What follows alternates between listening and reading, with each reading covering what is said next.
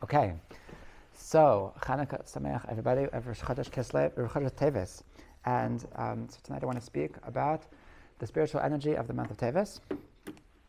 That every single year, so Rosh Chodesh Teivet falls out in the middle of Chanukah, which is actually very noteworthy. I once heard many years ago from Moshe Shapiro, that he said the Chanukah is the only holiday that doesn't have a particular month.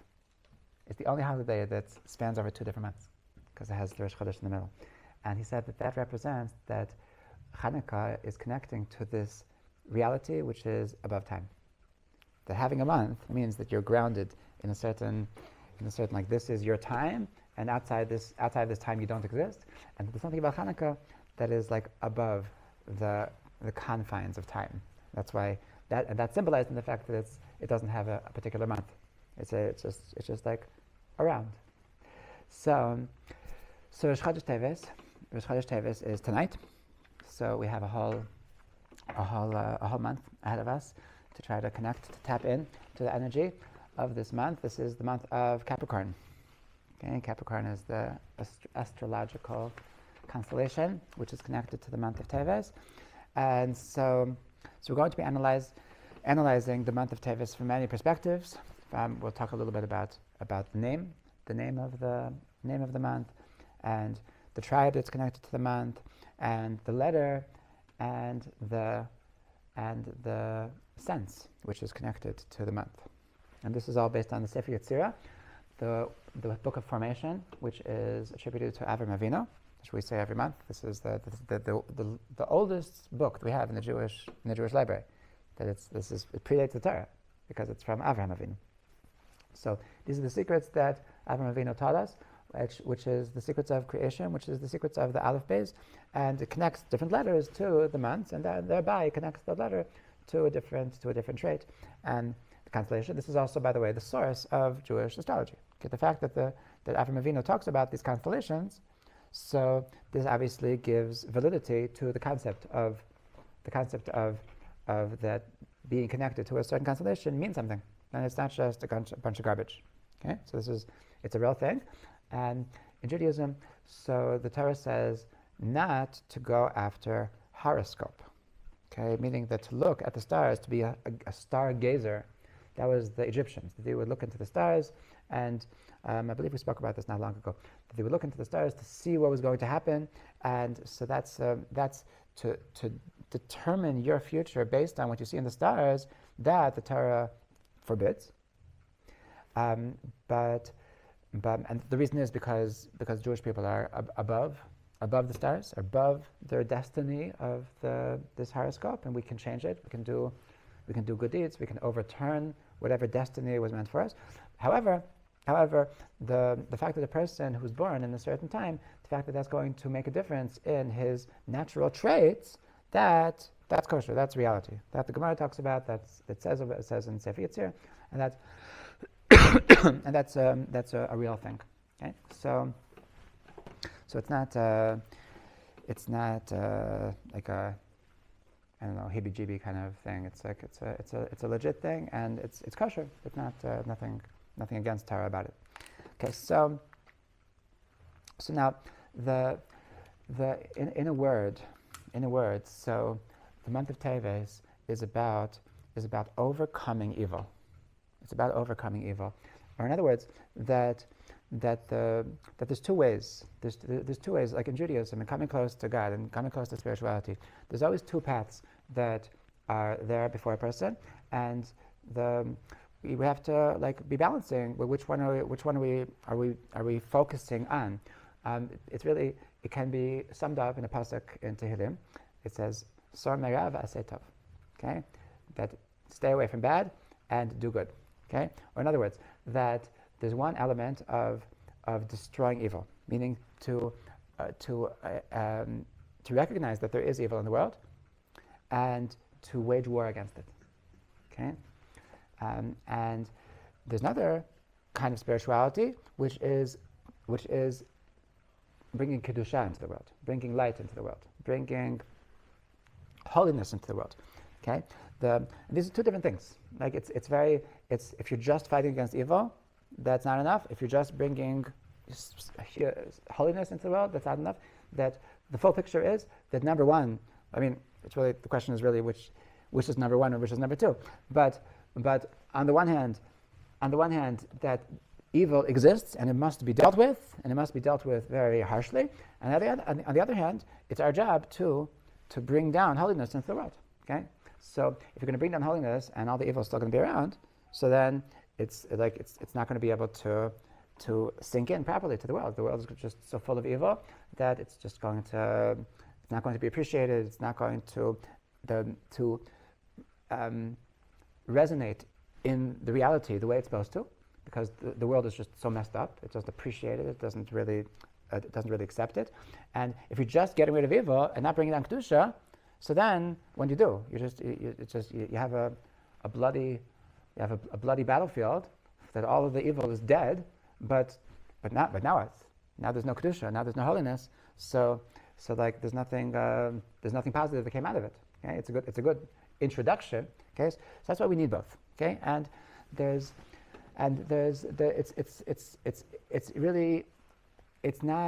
it's not enough to focus on either one. I think a lot of people, there's people on both sides. There's people that have more of a tendency to only focus on doing good and not fighting against evil. And this is for obvious reasons, because it's difficult to fight against evil. It's different we like to avoid confrontation, and the David Melech says that Misanach Hashem Esna, that Hashem, he says that those who hate you I hate. Okay, it says that, and the pasuk says also from David Melech. It also says in Tehillim. We say this in Kabbalat Shabbat every week. Ohevei Hashem sin'u ra. That those who love God, they hate evil. Okay, that if you really love God, then you have to hate evil. You can't just be just love and peace. Everything is good, and just embracing everything. Because if you're going to embrace everything, then you're going to embrace evil. And this we see so loud and clear in the past 2 months, that all the liberals and all the progressives, because of their embracing and all because of their accepting, so that all of their embracing and accepting has brought them to become the epitome of evil, to be calling for genocide of us. That it's so clear that if you're only about bringing love into the world without being able to call a spade and be able to fight against evil, so then it's going to mess you up. Okay, it's really not enough. Okay? So this is the idea of Chodesh Teves. That the basic theme of Chodesh Teves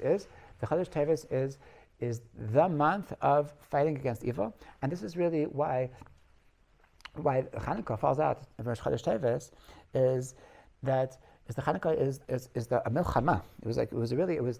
I would say that it's the only holiday that we're celebrating that there was a serious war that involved losses, that involved it was a struggle. It was a real struggle. It was not like on Purim.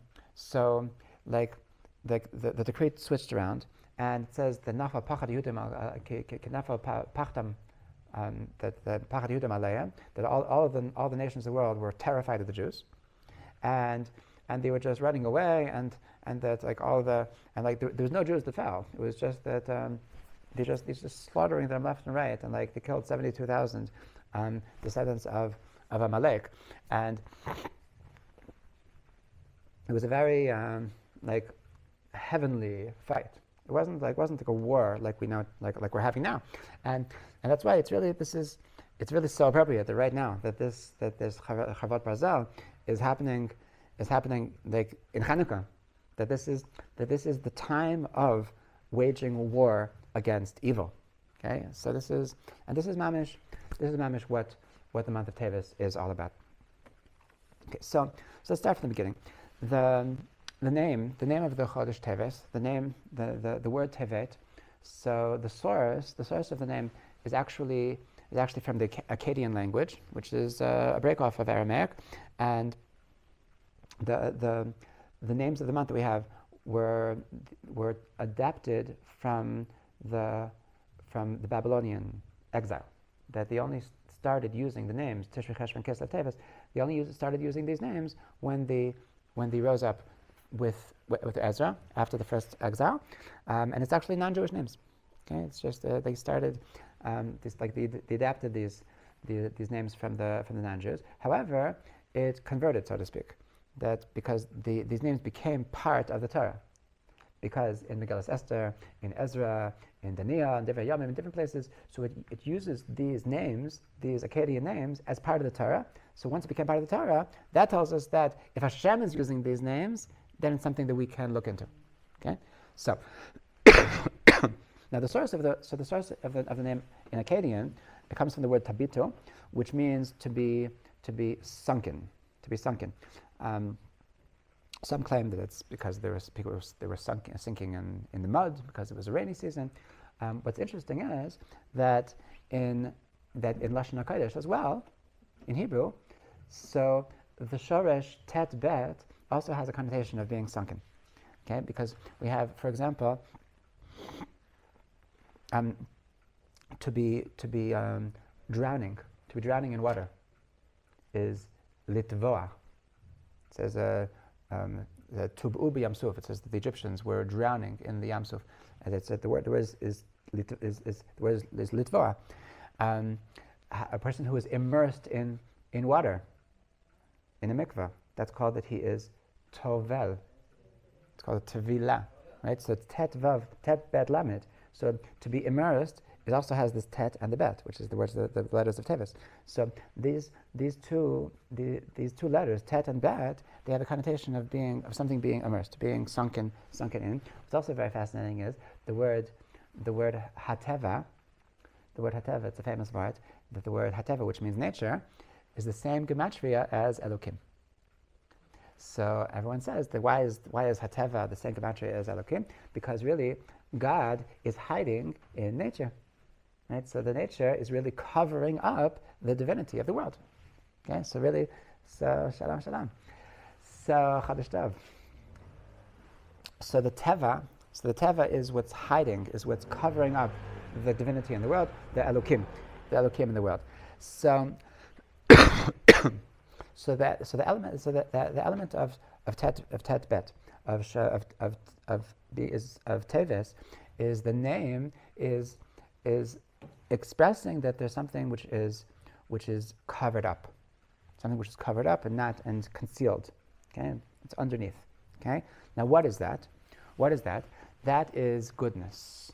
That the goodness is being concealed in the month of Teves, because it says the Teves is one of the 3 bad months. It's one of the 3 bad months, meaning that it's a month of bad decrees. It's a bad mazal. It's an ominous month. It's not a good month. This is based on the Zohar HaKadosh. It says in the story of Moshe Rabbeinu that when Moshe was a baby, so there was a decree that all of the babies should be killed. So it says that his mother was scared to let anybody know, and she says vatitz beno shlosha yerachim, and she hid him for 3 months. So what are these 3 months? So the Zohar says that this is the month of Tammuz, Av, and Teves.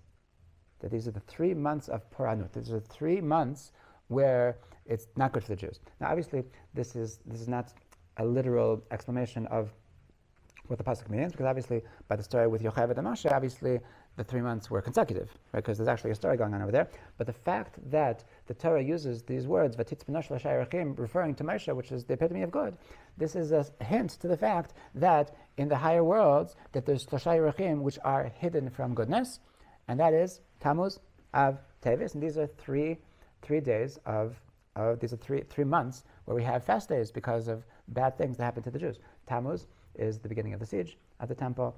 Av is obviously the Tisha B'Av is the destruction of the Beis Hamikdash, both the first and the second, and the Sar B'Teves is when Samach Melech Bavel,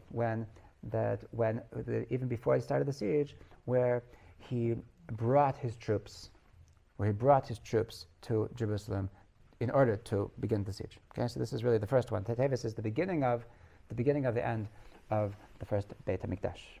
Okay, so the these 3 months which aren't good, and this is Teivet is one of them, and this is telling us that the goodness is concealed, that the goodness of this month is hard to see. Okay, so now this connects with 2 things. It connects with the tribe that it's connected to, which is the tribe of Dan, and this is connected to the letter that it's connected to, which is the letter Ayin. Okay, let's start with the letter Ayin. That the letter Ayin. So it says in the Midrash. It says there's a Midrash called Osis de Rebbe Kiva, that from those teachings of Rebbe Kiva. So it goes through the different letters, and it says that Ayin represents a Sav. Ayin represents a Sav. And that is why the Ayin is lying down, like the way that we write in Ayin is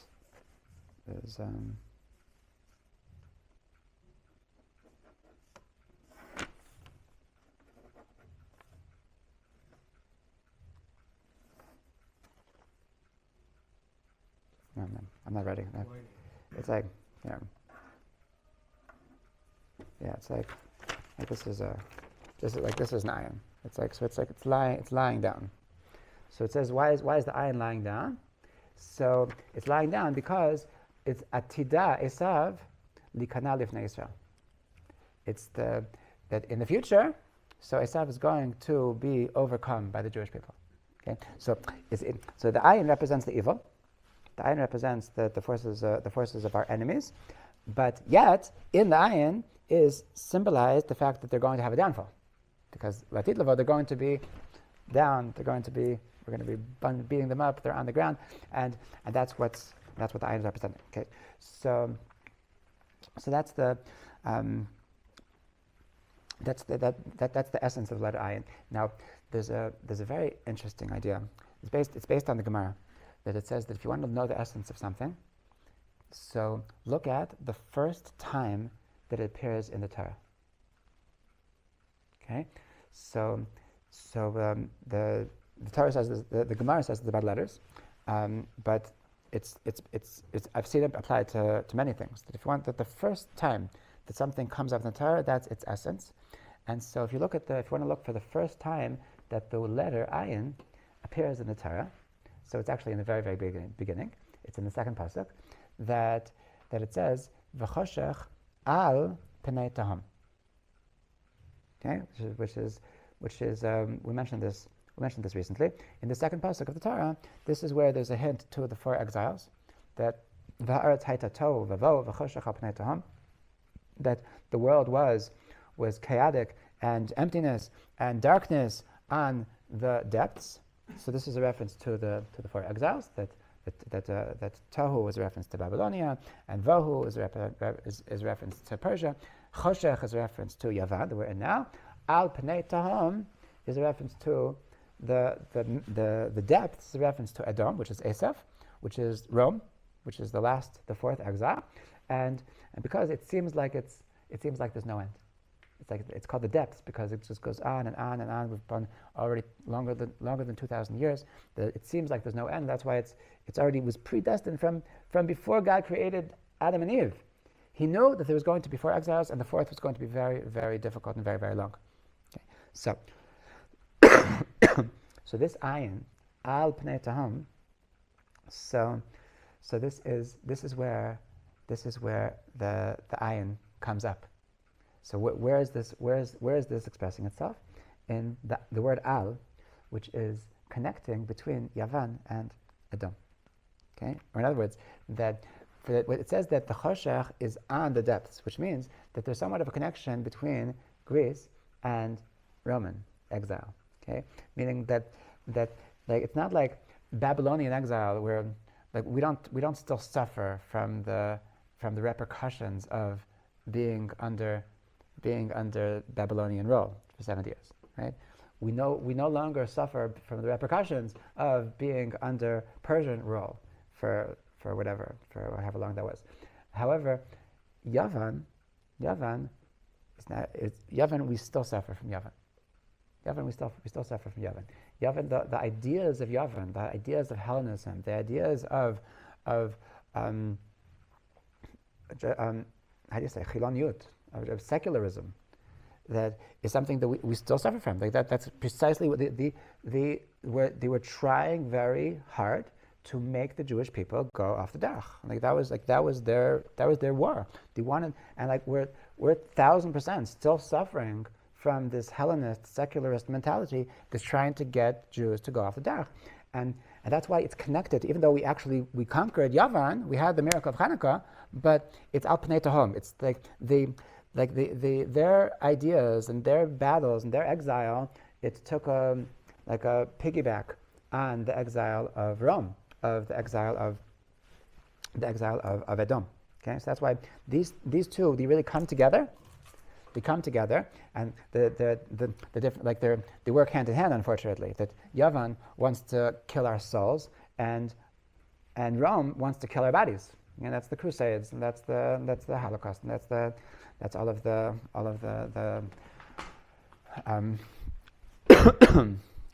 what's it called, the genocide, all the calls for genocide in Harvard University.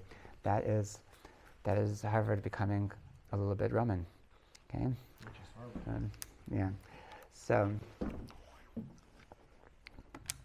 this is the idea of this is the essence of the letter ayin. Okay. The fact that ayin, the letter ayin, it shows up the first time in reference to the connection between Yavan, Greece, and Rome. That tells you represents the epitome of evil. Okay, which is also represented in the fact that ayin stands for Esav, and that's why it's rivutza. Okay, so far so good, because that's how the letter ayin is the symbol of the month of Teivet. Okay, now this is also connected. I'll mention already now. This is also connected to the constellation of Capricorn, because in Hebrew it's Gedi. Gedi, it's a goat. Okay, and a goat is the Ravid in Sefer Yetzirah in his commentary. So he says this, but I'm sure you've heard of it before, that goat is very connected to satanic worship. That the worship, that those who worship evil, they take the goat as their symbol of evil. And the truth is that this even comes up in the Torah, that in numerous places it says. Talks about the demons, that Seirim Yirkaduvam. It says in the Midrash a very crazy thing. It's a Gemara really. It says that on Yom Kippur we have something called a scapegoat. We have a Sa'ir La'azazel, that the goat that we throw off the cliff. Okay, and Azazel was literally a cliff, but modern Hebrew. So modern Hebrew, if it's Lech La'azazel, that means. You should never say that. It means go to hell. Okay? With Azazel is the place of the demons. And the Midrash says that Sa'ir LaAzazel, so it's actually a crazy thing, that it's once a year that we give a carbon to somehow appease the forces of evil, so that they won't bother us on Yom Kippur. Okay? Yom Kippur is a day which is only holy, that there's no Satan. I think we talked about this a couple of weeks ago, that the Satan, the forces of evil, have no place on Yom Kippur. So we do the Sa'ir LaZazer to shut up the forces of evil. Okay, so we look at the goat, the Capricorn as the manifestation of evil in the world. Okay, and that's the mamish what Mazal Gdi. That's what Mazal Gdi is all about. Interestingly, as well, is that Esav had special clothing, had special hunting clothing. Right? That's the whole story, that Yaakov wanted to pretend that he was Esav. So what did he do? So he took Esav's clothing so that Yaakov would think that he's really Esav. And it says, what was Esav's special clothing? It's bigdei ha'izim. It was clothing from goat skin. Okay, that Esav was into goats. Because Esav is the epitome of evil, and so that Esav himself, so he needs his goats. He needs his. Okay, so So now, the so the so that's the letter and that's the constellation. Now let's go back to the tribe of Dan, which is the Teivet, which is connected to the month of Teivet. So what do we know about the tribe of Dan? So we know that he's the last. He's the last in the formation of the way that we camped in the desert. He was always the last. But Chazal say that the reason why he was the last is because he was really the worst. And it says for example, in the war against Amalek, so it says that the Amaleki people, they were fighting against Kol HaNechashalim Acharecha, those who straggled after the camp. So what is that? The Midrash says that's referring to the people that they were just such awful Jews that the clouds of glory refused to have them within the camp. Okay, those are now. Why were they so bad? So Chazal say because they were secret idol worshippers. That there was this idol called Pesel Micha that they took with them from Egypt, and it was like in the dorm, like it has like some special, like the bad kids had like their magazines that they're hiding from the Shevet Dan, they had this Pesel Micha that they were the ones that were stuck with Pesel Micha. Even later in history, even in the times of the kings of Yeravim ben Nevat was a big idolater, and he wanted to bring the Beit HaMikdash. He wanted to bring people away from the Beit HaMikdash, so he made a golden calf. He made a golden calf to be a new temple, and everybody said, "Go to hell, you Yeravim ben Nevat, you evil idolater." The only people that went for his idea that let's do a golden calf is the tribe of Dan. Okay, so like throughout history, Shevet Dan was they were struggling. They were struggling with the worst things. They were struggling with Avodah Zarah. They were always considered the lowest part of the Jewish people. Okay, now, but they're not so bad. They're like it's not like it's a bad tribe. There's no like. Now, we have a great leader. We have a great leader that comes from the tribe of Dan, and that is Shimshon, Samson and Delilah. Shimshon Hagibor, he was called. He was one of the last Shoftim, and so he's from the tribe of Dan. Now, so now what's the avoda of Shevet Dan? It's not like they're like we know that they have a sort of a like a handicap that their existence is like in the dregs, in the mud. They're stuck dealing with their issues, and it's really they're on the floor. So there's a very interesting thing. If you look at the blessings that they are blessed with, there's two parashiyos that have blessings. In Parshat Vayechi, we're going to have in 2 weeks, and when Yaakov blesses his 12 sons before he passes away, then at the very last parsha in V'zot HaBracha, that Moshe Rabbeinu, he blesses the tribes before he passes away. So if you look at the differences between the two, it's very fascinating. Yaakov, when he blesses the tribe of Dan, he says that Yehi Dan Nachash Ali Arach, that Dan should be like a snake on the floor. What's the snake do is he says the snake can bite people from the bottom. But when Moshe Rabbeinu gives the blessing, so he says Dan Gor Aryeh Yizanek Min HaBashan. He's like a lion. So Yizanek means that he jumps up. So what does that mean? The Dan starts at the bottom, but he's able to jump up and get very, very high. Okay, so because that even though he starts with his handicap, he starts dealing with his like really, really menial parts of his soul, but through his tough work of overcoming that, he can actually make it very, very, very. He can at some point, so he skips 1,000 levels and he makes it very, very big. Okay, this is hinted to in a very fascinating thing that Dan is the only tribe that has two what's the word? Nachalot. Inheritance. No. I guess portions in the land of Israel. That he has one in the center, one in the Mekaz, and one in the north. Okay, so it's like he starts down and then he jumps up, and also a very, very fascinating piece of information is that during the Shivat Zion, that like during the when we started in the times of the students of the Gra, like back in the day, and we're talking 400 years ago, when the first Aliyah movements began. So the first Jewish settlement in Israel was in Tel Aviv Yafo, okay, which is in the portion of Shevet Dan. Okay, smart boy.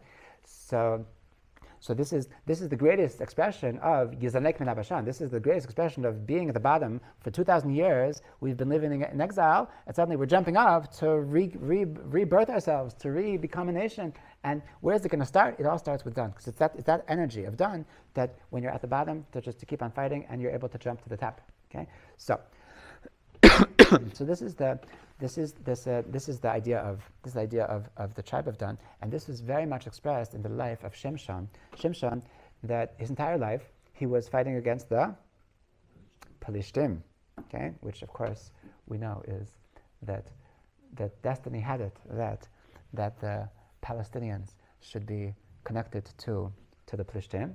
That I'm not sure if we mentioned here, if we mentioned in other places, that the name Palestine. So where does it come from? It came from the Romans. That the Romans, when they exiled us after the destruction of the Second Temple, they wanted to ridicule the Jewish people. So they called Judah, they called Israel after the Plishtim, because they knew that in the Torah that the Plishtim were always the arch enemies of the Jewish people. So that's that the Romans named it Palestine just to make fun of us. Okay, so that's where the name Palestine comes from. So when we're talking about defeating the Plishtim, so we're talking about defeating the Palestinians. So Shimshon, his entire life, he felt he was fighting against the Palestinians, and then it says that at the end of his life, so what's the story? It says he finally, he was a very strong man, but the secret to his strength was because he was a Nazir, because he wasn't cutting his hair. And then finally, Delilah, so she got the secret out of him, and they cut his hair, and then they were able to capture him, and the Plishtim, they tied him up in the Colosseum. They poked out his eyes, and he was there, and they were making fun of him, and it was very, very sad. And then Shimshon, he cried out to Hashem, that he says, they says, Achreni na v'chaskeni ach hapam hazot, that please Hashem, just remember me one last time and give me strength. And I will be able to avenge the fact that one of my eyes that they poked out. I'll be able to avenge the fact that they did this to me. And it says that Hashem gave him back his strength, and there were two huge pillars, and he was able to throw the pillars aside. And it says that there were hundreds of thousands of people of Plishtim in this party that were there, and it says that he killed more Plishtim in his death than he did during his lifetime. Okay, so this story of being at the bottom of the bottom, of being in a state that he's being ridiculed, he's being completely humiliated, and like he was the one, he was always killing them, and he was always the big shot, and he was always making a Kiddush Hashem, and that was clear to them. Yeah, your time has passed, and we've got you, and now we're making fun of you, and they're destroying him, and to be from that, the bottom of the bottom, to be able to not give up, and not just not to give up, to actually be able to completely destroy them, to take more, to destroy hundreds of thousands of them just like that. So that's the greatest expression of being at the bottom, dealing with your being, with his dregs, with his horrible fights, and from that to make it to the top. Okay, that's what the tribe of Dan, represents. So this is this is very connected. This is very connected to the midah, to the sense of the month. So when we talk about the senses of the month, so we're obviously it's more than the five senses that we know about. They add interesting things. They add like laughter is for Adar, and we had last month Sagittarius was about sleep. I claimed that was my favorite month. This is so. What is I could maybe say that the Teivet is my least favorite month. Okay, what is Teivet about? It says Teivet is about anger, rogas. Okay, so this is the tikkun harogas. This month is for the fixing of anger, the fixing of anger. Okay, now, what does it mean? So we know that anger is a bad thing. It's a very bad thing. Okay, it says that kol hakoes ki'ilu aved avodah zarah. A person who gets angry, so it's as if he worships idols.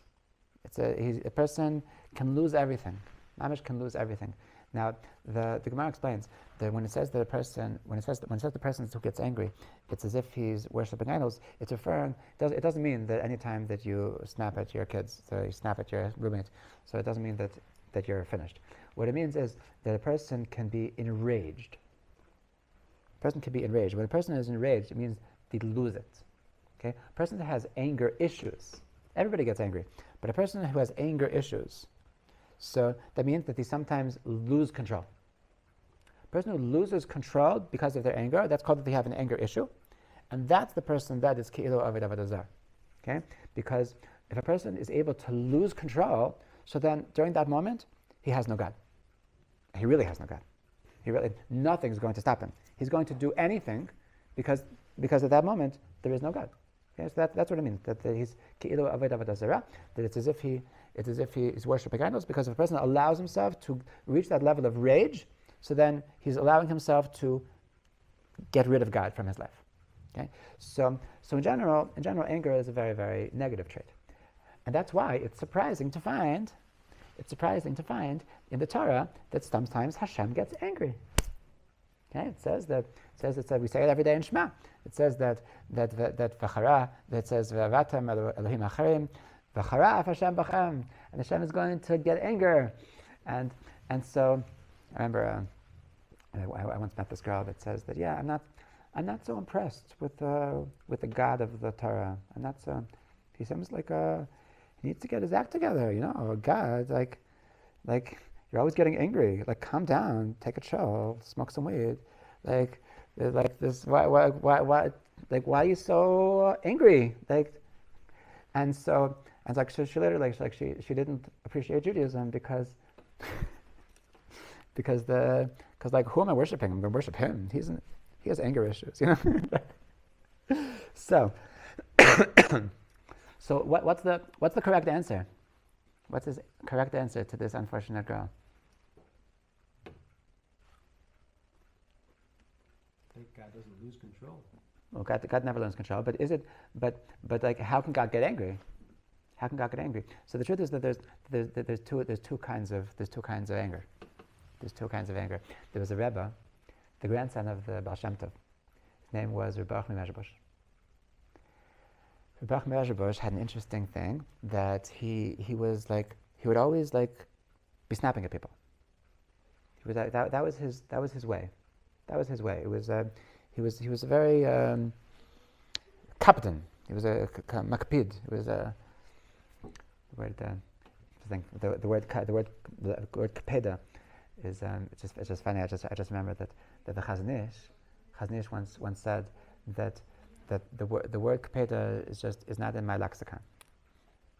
Okay, he was saying that it's like somebody asked him, oh, Rav, I hope you're not makpid on me, and he said I don't know what it means to be makpid. I don't know. It's not part of my vocabulary.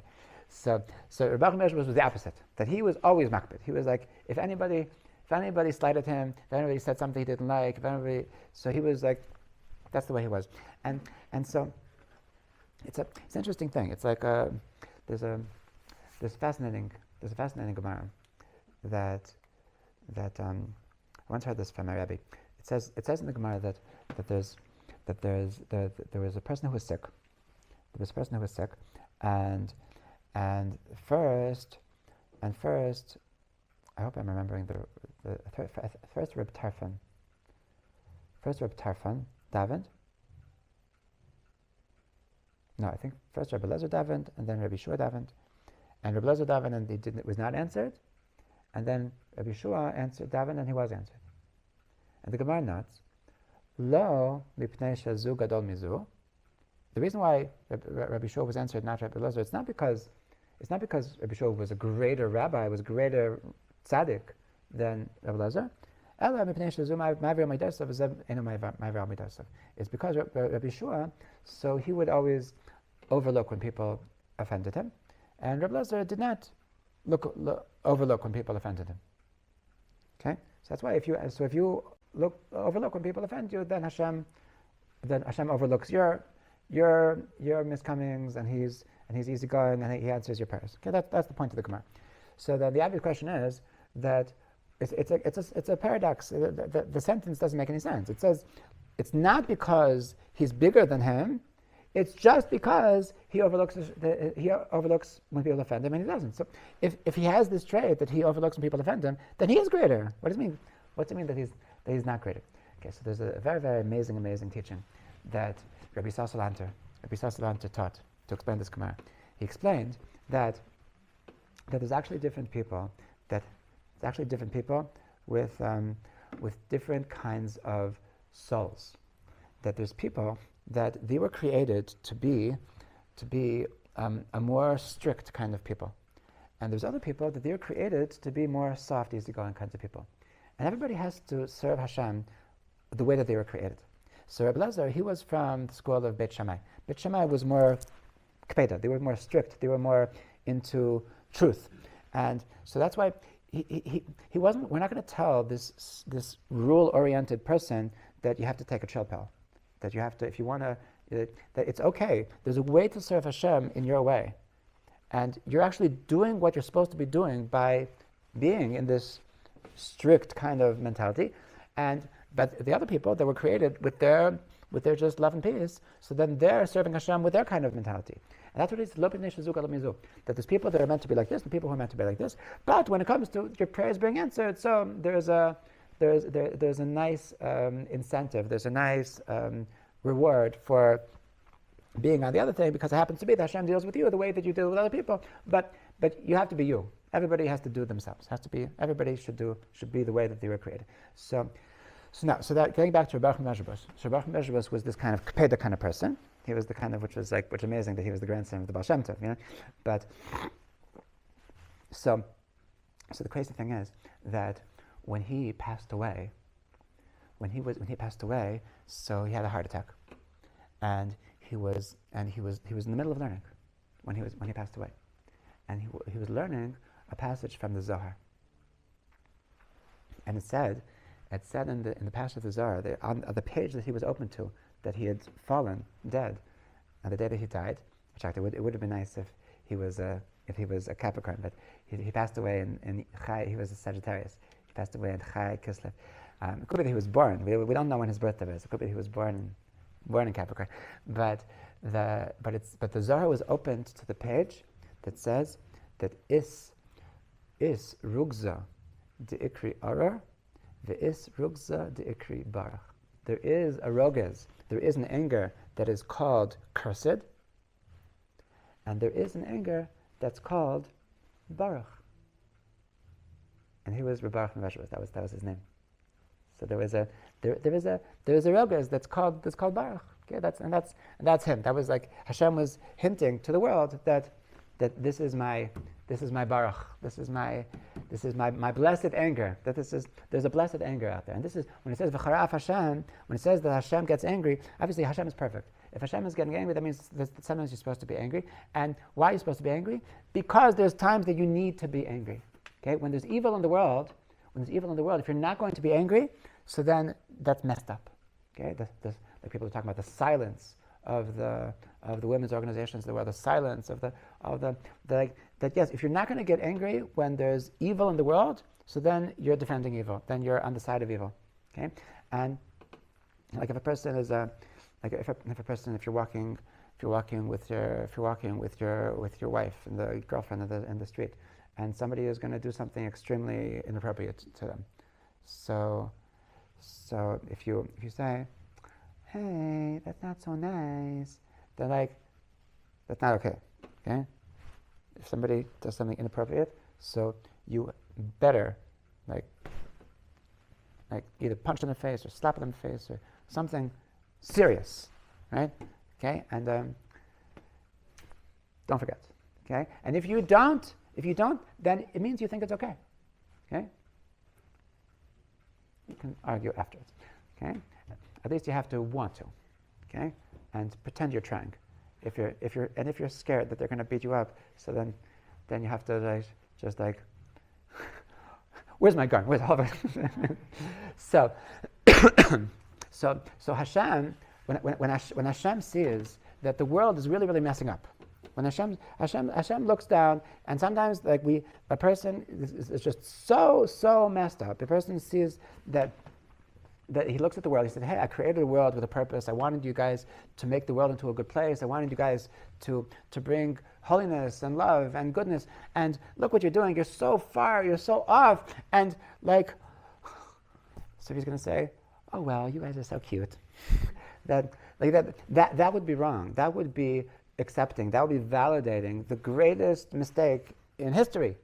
And so the only appropriate response from a godly perspective is to say, "Guys, that's not okay. Hey, hello, I'm here. Stop. What are you forgetting about me?" And that's to not get angry when people are making huge mistakes is validating those mistakes. Okay, and this is the holy rogas. This is this holy anger that we're trying to perfect. That we're trying to rectify during this month of Teivet. Okay. Not really a question, but an observation. But not in the case where there's wrong has been done, it has to be but oftentimes people when they just get angry, it's more like a very emotional immaturity that comes along with it. Mm-hmm. I'm just observing. It's immaturity. Yeah, it's kind of like a child that didn't get their way, that kind of stuff. Mm-hmm. I mean, I agree that a person who has an anger issue, it's a certain screw which is missing. It could be that in other areas of life they are mature. Right. Okay, it's a particular thing. It's not. I don't think it's maturity is a general thing. Like a person who's immature, like I was talking to somebody 2 nights ago about that they were breaking up with their fiance because their fiance is simply just not mature. That he doesn't know how to hold a job. He doesn't believe that you have to do something with your life. He doesn't. She's just smoking weed the whole day, and he's just not with it. He doesn't understand adulthood. Okay? And you can have people that are adults and are mature and are responsible, and yet they can lose it when somebody steps on them. So then they're gonna. That's a person with anger issues. Okay? Also a reason to break an engagement, but no, because it could even be worse. Because the people with anger issues can be abusive husbands, and the people who are immature are usually sweethearts. They're usually not gonna make too big problems. So this is what rogas is all about. This is the sense. This is the midah of the month of Tevis. So now let's get a little bit into what we know about Capricorns. Okay, so Capricorns. So Capricorns. So first of all, they're very calm. They don't freak out. They don't freak out when things get intense, and they don't like taking risks. They're very measured, okay, which is fascinatingly connected with the name of Dan, because Dan means a judge. Dan yadin amo, to judge means to ladun, a beit din.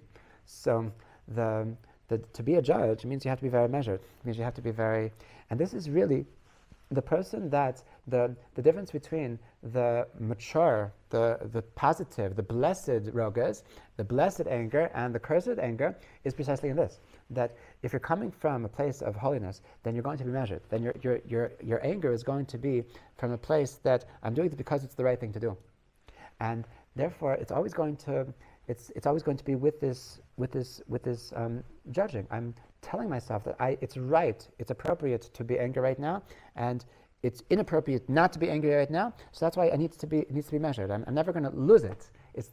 To lose it when you're having a blessed anger is a contradiction in terms, because the blessed anger is always coming from a place of judgment. So, and this is some of the character traits of the Capricorn. Now they also have their vengeful side. They don't like to forgive and forget, and they hold grudges. They hold grudges, and this is your Capricorn. What's your birthday? April 23rd. April, no. So, what? Taurus, yeah. So this is so the essence of Teivet. This is to be vengeful. This is that we are not going to allow evil to happen. We're not going to stand by the side. We're not going to say that it's okay. We're not going to be yasser. That when there's going to be evil in the world, we're going to be fighting. We're going to be activists. We're going to go and risk our lives. This is what the Maccabim, this is what Matisyahu's sons, what they were doing, that we're going to wage war. We're not going to stand for this, and we're going to be vengeful, and we're going to hold grudges. We're not going to just say, okay, those Greeks, they're so silly. When will they understand that we just want to keep Torah? No, they're gonna fight. They're gonna kill. They're gonna have sacrifices, and they will not. They will not move on, and this is the bir hara. This is exactly what this month is all about. I want to end with just the story of another famous character from the tribe of Dan. What's happening now? Right, precisely. That another famous character from the tribe of Dan is Dan's only son, Chushim ben Dan. So, what's the story of Chushim ben Dan? So the Midrash says a fascinating story, that when Yaakov Avinu passed away, so they were going to bury him in Merat HaMachpelah, okay, in Hebron, and who shows up? None other than Esav. And Esav says, "Hey, what are you doing?" So he said, "We're burying our father, Yaakov." He says, "No, this place is mine. Merat Machpelah is mine." So what do you mean? But you sold the birthright. You sold the birthright to our father. Everybody knows that. So he said, "No, I only sold the birthright. I didn't sell the graveyard. I didn't sell my. It doesn't go together." So he says, "No, it does. It says in the contract. It says in the contract that it goes together. That it goes together." And so yeah, prove it. So yeah, but he said that the document is still in Egypt. So I don't believe you. I'm not letting you come. So they said Naphtali. So he was a very fast runner. So he sent Naphtali to run in to get to Egypt to bring back so they're waiting, and meanwhile, so Dan had the son Chushim. So the Midrash says that it's about in the Gemara. The Gemara in Saita says that Dan was hard of hearing. What? Chushim. Sorry, the Chushim ben Dan, he was hard of hearing, and so he didn't really understand what was going on, and so he was like asking somebody, like, what's going on? Why aren't we burying Saba? So he said, because this person is making us is saying that we have to prove that it's that we have to. We're waiting for Naphtali to come because we have to prove, because this guy is making us problems. So he says, what? And until Naphtali comes back, so Saba is just going to be lying down disgraced like this? So he says he took a sword and he cut off Esav's head. Okay, and then there's the Midrash that says that Esav's head actually rolled into Merat HaMachpelah, and his head was actually, it's a whole discussion. But so this is the story of Chushim ben Dan. Chushim ben Dan, so he was the one that stood up for evil. That everybody else, everybody else that there's a famous exclamation on this midrash that Reb Chaim Shmulevitz. So he asked that why was it that why only Choshen Bedan stood up for the honor of his father? That where was everybody else? Where was everybody else? He said that everybody else, so they got used to the situation. They got to the thing. Once Esav said that, hey, this is mine. So they started arguing with him. Yeah, I'm going to prove it to you. Where's your proof? No, I'll get your proof. And because they got involved in the discussion, so they lost that sensitivity that an outsider has. That and this is so relevant to all of these discussions about the Palestinian conflict, that you can get into these no, I'll prove to you that it's actually that actually we're not doing a genocide. I'll prove, and sometimes by the mere fact that you're engaging with them, so you lose the sensitivity of this is evil. This needs to be destroyed. That by engaging them, so that you're sort of giving them a certain amount of legitimacy, and so because he was deaf, because he wasn't really deaf, he was hard of hearing, but he was because he wasn't part of this discussion, so he retained that sensitivity. So then when he saw evil in its purity, so he just knocked off his head. Okay, so this is the essence of the month of Teivet. This is the essence of Chanukah, of just fighting against evil, not allowing evil to exist, and to have that part of us that, as much as it's beautiful to just bring down the goodness, to bring down the holiness, to bring down the spirituality, but we also have to start with this place, this low place. That's why it's called low. The dun is called the dregs of society, because dealing with evil is a dirty business. But you have to know how to. It's a bloody battle. It's a difficult battle. It has sacrifices, but that is what Chodesh Teivet is all about. It's about not giving up, about having this vengefulness. I'm going to fight evil to the death. Okay, so B'ezrat Hashem, this should be a month of completely obliterating all of our Palestinian evils in the world, and all of those who support the Palestinian evils, and it should mamish be a month of lighting up the darkness, and the greatest darkness, and the deepest darkness, and it should be a time of mamish going from the bottom to the top, as Dan represents, and it should be mamish a time that the good, which is being covered up by the shakua, by the teves, it should be very openly revealed. B'ezrat Hashem.